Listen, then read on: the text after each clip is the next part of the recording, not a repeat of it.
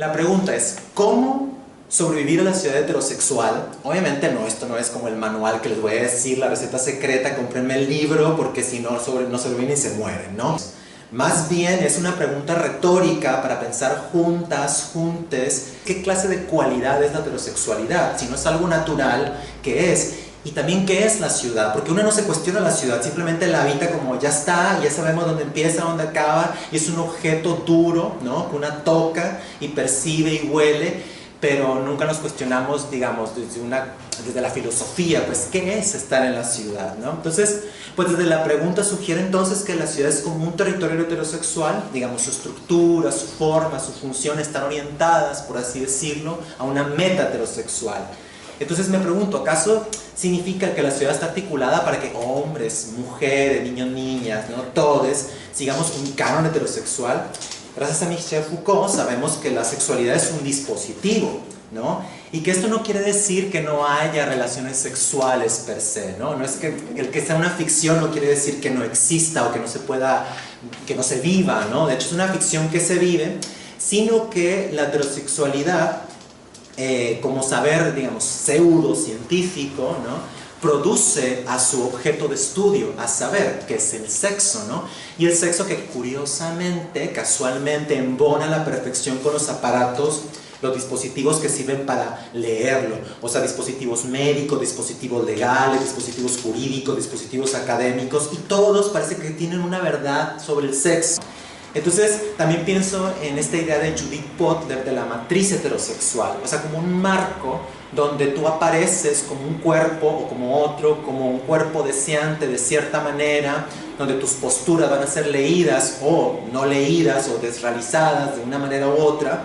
Y también esto me hace pensar en Monique Wittig, en el régimen heterosexual, donde ella decía que, ¿no? Que si no, solamente vas a ser leída a través de un prisma heterosexual y que si no eres heterosexual no serás, o sea, no puedes ser, tu forma de ser, tu estilo del ser no puede ser, no puede legitimarse o más bien no puede ser aceptado y por ende, bueno, en muchas de las situaciones va a ser violentado, ¿no?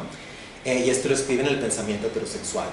Entonces, ¿qué tiene que ver todo esto con la ciudad? Digamos, en la época victoriana, cuando empiezan a haber estas hordas de gente que se mudan a la ciudad, surgen estos lugares que en inglés les llaman slums, que acá los conoceremos como favelas, bueno, acá villas, ¿no? Colonias populares, ranchos, no sé.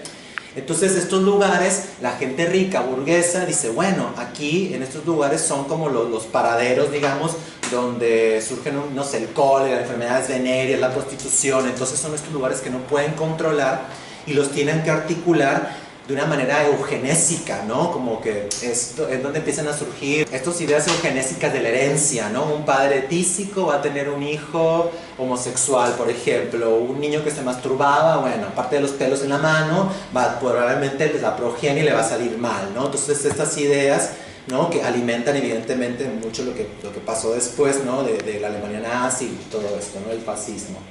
Entonces, Michel Foucault, Vigilar y Castigar, él piensa digamos, a la subjetividad, ¿no? A partir de producciones disciplinares, ¿no? Y lo piensa a partir del biopoder y el corolario, ¿no? La biopolítica. Y él piensa que entonces el cuerpo tiene dos modalidades del ser, digamos, ¿no? El cuerpo primero como máquina o simultáneas, máquina y especie. Primero el cuerpo máquina es el cuerpo que cuando va a la escuela, la clínica, el cuartel, todos estos espacios de encierro, porque una se tiene que ir a encerrar y pasar mayor parte del día encerrada. Bueno, ahora desde el pre-kinder se le va y se encierra, ¿no? Entonces estos espacios te van a disciplinar para que el cuerpo adquiera como cierta movilidad, ¿no? Los gestos se articulan como si fuera un ejercicio, como los drills, ¿no? O sea, ya, digamos, se vuelve como segunda naturaleza. Eso por un lado como una máquina.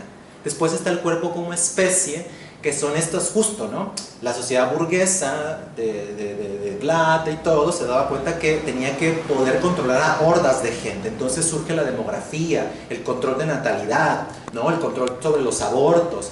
Por ahí Federici narra maravillosamente cómo se va a expropiar el conocimiento de las brujas, de estas mujeres sabias, ¿no? Se expropia el conocimiento de los cuerpos y se lo apropian los hombres para controlar la natalidad, porque el capitalismo, ¿no?, se da cuenta que entre más gente mejor le va. La arquitectura podríamos pensarla como un conjunto de equipamientos disciplinarios.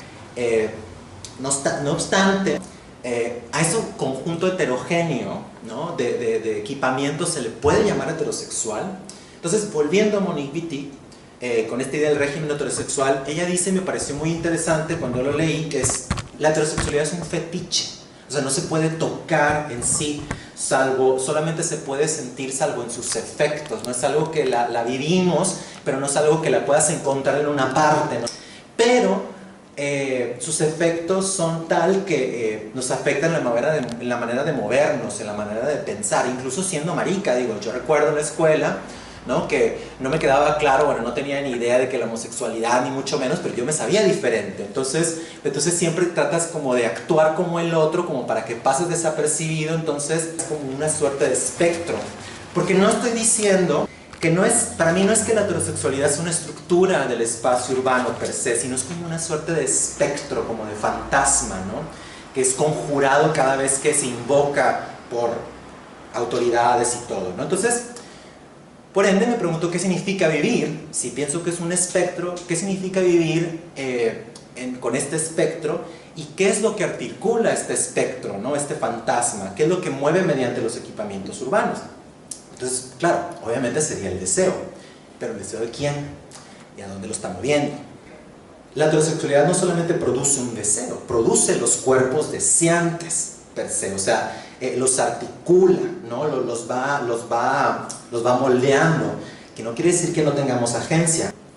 La ciudad y los equipamientos que la componen producen estos cuerpos deseantes que posteriormente se dicen solo articular, organizar y contener. Pero como la heterosexualidad se organiza arquitectónicamente, no la antecede como estructura, y el deseo engendrado al interior de estos equipamientos, ¿no?, la escuela, la clínica, la calle, la vivienda, ¿no?, o sea, donde aprendemos el sexo, justamente, qué es, en la casa, con los padres que nos torturan y nos hacen la vida de mierda, pero luego después, bueno, y luego salimos a repetir esa mierda afuera. Estoy hablando por mí, cada quien sabe cómo le fue.